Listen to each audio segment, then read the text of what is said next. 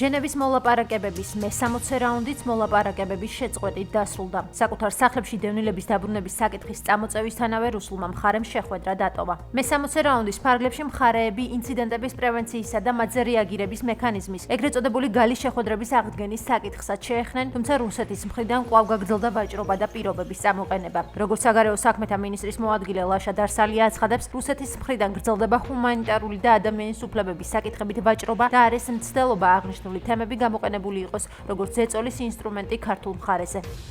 ვითარება ოკუპირებულ რეგიონებში, როგორც აფხაზეთში, ასევე ცხინვალის რეგიონში არის ძალიან მძიმე. განსაკუთრებულად ეს უკავშირდება ჰუმანიტარულ მძიმე მდგომარეობას ოკუპირებულ ტერიტორიაზე.